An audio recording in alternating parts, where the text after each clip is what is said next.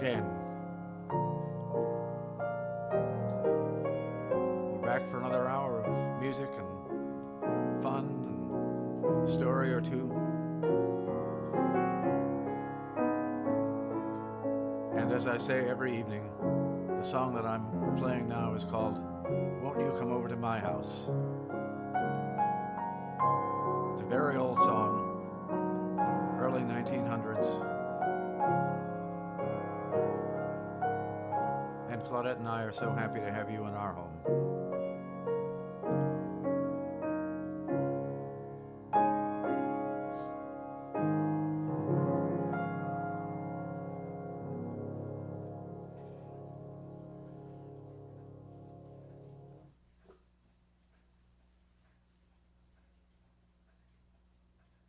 I keep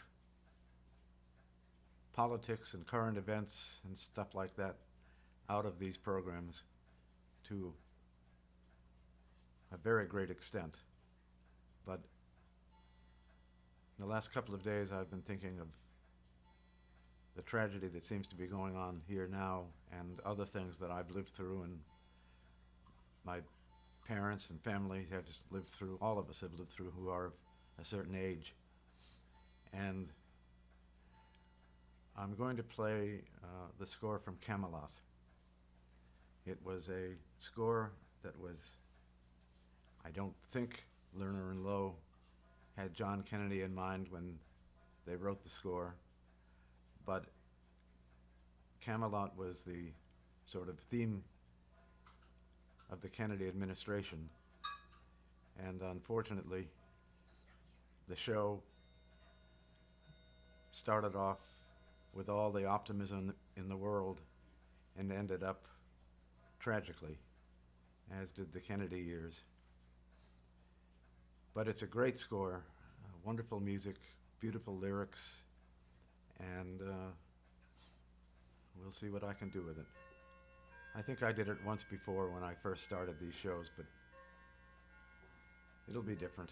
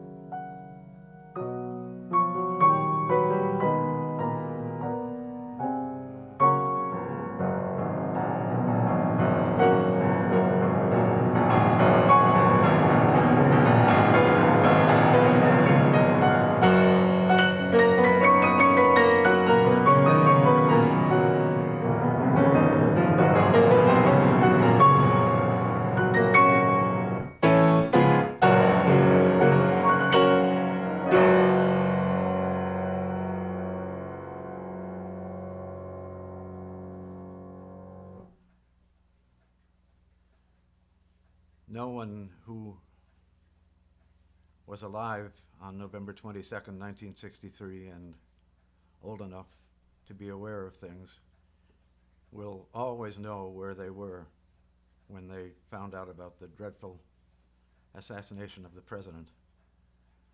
I firmly believe that I was among the very last people to know about it. I have mentioned before that I have never had a lesson in popular music. I have 3 degrees in classical music, and I use classical technique that I've acquired over the years to improvise around popular music.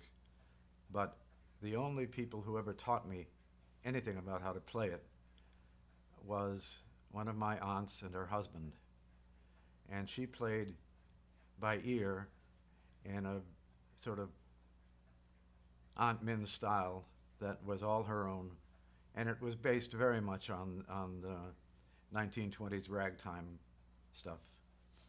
But her husband was not able to play at all, really. He could strum a guitar a little bit, but he was passionate about music, and he read theory books and studied song after song, and I was like a gift from God for him because he could teach me songs, and he did. I used to spend weekends with him when I attended Perkins because they lived much closer than my mother in Providence, and so I would go there probably 2 weekends a month, and we would spend Saturday and Sunday just learning.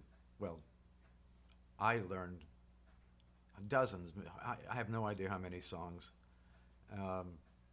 And sometimes he would sing it, and sometimes he would talk about the chord structure, and sometimes he would get frustrated and he'd say, "Damn it, Mum, just come in and play it for him."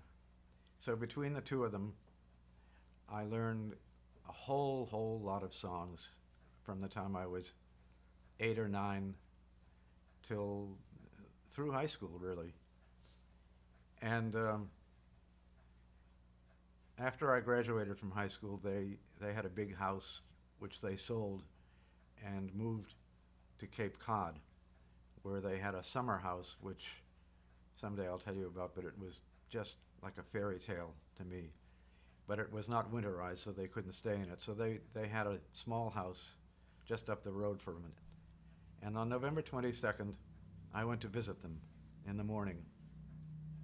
And it was a beautiful day, and they spent all of their time watching television. By this time, they were quite elderly.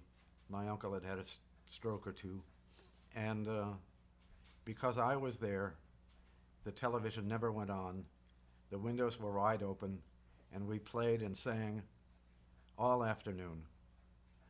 And at 7 o'clock, I don't know what the neighbors must have thought, but at 7 o'clock, my aunt said, "Well, let's see how Jack made out in Dallas," because she was on a first-name basis with him. And we turned on the TV, and Walter Cronkite was saying, "And momentarily, President Johnson will be coming off the plane." And we said, "What's he talking about? Why would he say that?" And then he said, "He will be followed shortly by Mrs. Kennedy, and then they will be bringing down the coffin." And that's how we found out, 6 or 7 hours after the fact. And I think it was, most people knew in the world by that time what a calamitous day it was. I'll tell you another story about it in a few minutes. I'm going to play some Irish songs. The first one, and this of course, like all the things I do, will be part of a medley, but the first one will be the first song I learned to play on the piano. I taught it to myself, and I remember doing it. I was 3, and the song was called Galway Bay. It had come out as a very popular recording in 1947 when I was 3, and my grandmother loved it. and she had a very peculiar piano in her house, but it's the one I learned to play, and I figured out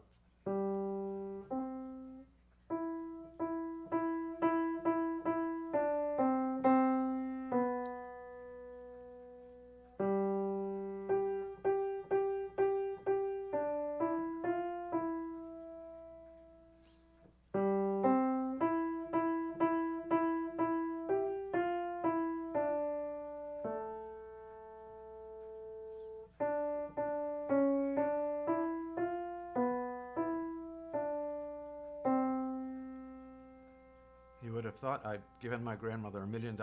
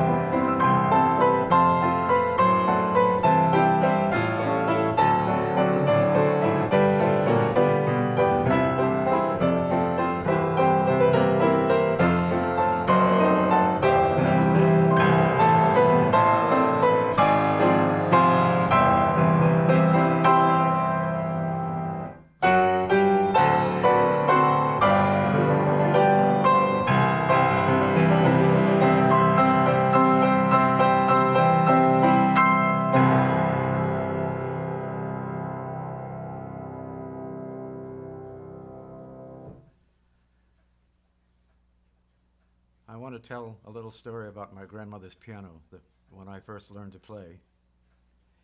Um, I don't want to get in the weeds about this, but over the centuries,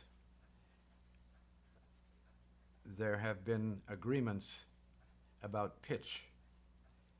Every instrument has to be tuned to a pitch that is universally accepted. And a lot of it had to do with the strength of the instruments to withstand massive amounts of pressure on the instrument to keep the tension in the strings a certain way. So 200 years ago, say, the A that was this was actually this, a whole tone lower. In the 19th century, up until quite late into the 19th century, the standard pitch for this A was this, A flat. And the instruments were getting stronger, and in the early part of the 20th century, the A that we now know is A is this, and all instruments are agreed upon to be tuned to that same pitch. And it was universally accepted. But my grandmother had a piano that was built in the 1870s or 80s, and at some point she had somebody come and tune it. But for some reason he didn't finish the job. He told her it wasn't worth it. And so when you played the scale from middle C down, when I do it here, it sounds like this.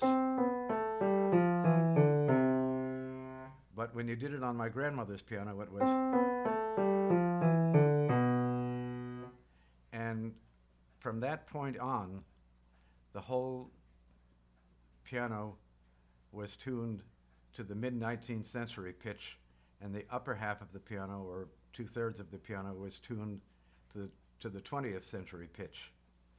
And in order for me to play it and make sense, I had to play everything in the left hand a half a tone higher than I would on a normal piano to get the same sound. And I figured it out, and I was able to do it. Now, I wasn't playing anywhere near like I do now, but if I was playing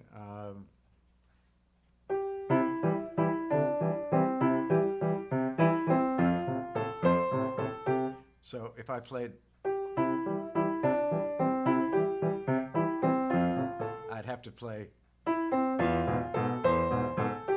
So I realized that the only way to get around it was to play at a half tone higher, which on this piano sounds.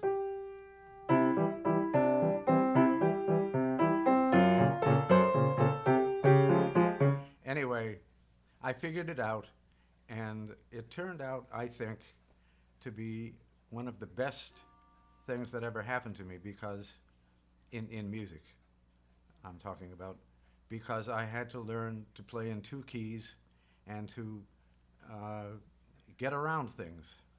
And I eventually, of course, played other pianos, and I realized that it was, my grandmother's piano was an aberration. But I still played it for many years like that. And when I was about 15, I took a course at Perkins about how to tune pianos. I didn't aspire to be a piano tuner, but I wanted to be able to take care of my own instruments. And the first one I wanted to tune was my grandmother's piano. And I did it. And it took me about 10 minutes to undo the damage. But unfortunately, my grandmother was in the hospital dying, and she never got to hear it. But my grandfather did, and he was not terribly musical, but even he was astonished at how much better the piano sounded. One more aside. After the death of President Kennedy, his family and Cardinal Cushing, who was then the Cardinal of the Archdiocese of Boston, and a number of other people put together a Requiem Mass for the President. And it was a remarkable event for many reasons. A regular Requiem Mass would have just had the cathedral choir and Cardinal Cushing. But this one had the Boston Symphony Orchestra, the Harvard Radcliffe Chorus, and the New England Conservatory Chorus performing the Mozart Requiem within the Requiem Mass. And then they also had men's chorus from St. John's Seminary doing the ancient Gregorian Requiem. It was quite a long event, and it was very beautiful. Of course, the attendance was very selective, but a very close friend of mine to this day was part of the choir, and they had 2 rehearsals for it. One was the Friday before the Mass, and the other was the Saturday morning. And she came back from the Friday and she said to me, "You have to hear this. I'm going to take you to the church, and what are they going to say?" And so she took me into the church with my white cane. I didn't have a dog back then. And she sat me right in the middle of the cathedral. And except for the technicians, the cameramen from NBC and the recording engineers for RCA, who were doing the recording the next day of the live event, I was the only one in that church who got to listen to the rehearsal. And they went through it from beginning to end exactly as it was done the next day. And it was one of the most marvelous experiences of my entire life. And so that's it for stories today. And I hope they've been interesting. It is time to play whatever goes into my addled head.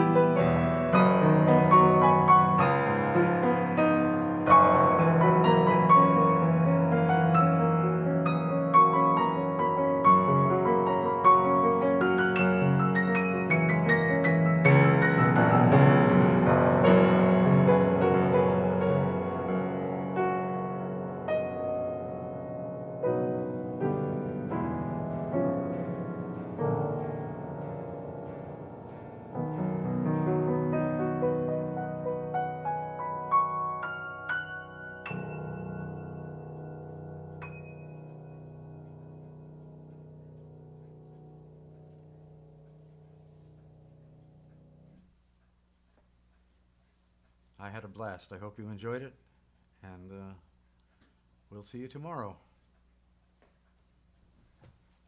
As my sainted grandmother used to say, with the help of God. We lived in the same house, and I used to visit them every evening at 11 o'clock or 9 o'clock, and I would leave at 11. And as long as I knew her, she'd say, "Don't forget to turn the light on before you go downstairs." And I would say, "Nana, I don't need the light." She said, "I need the light." I think we all need the light now, so bye for now.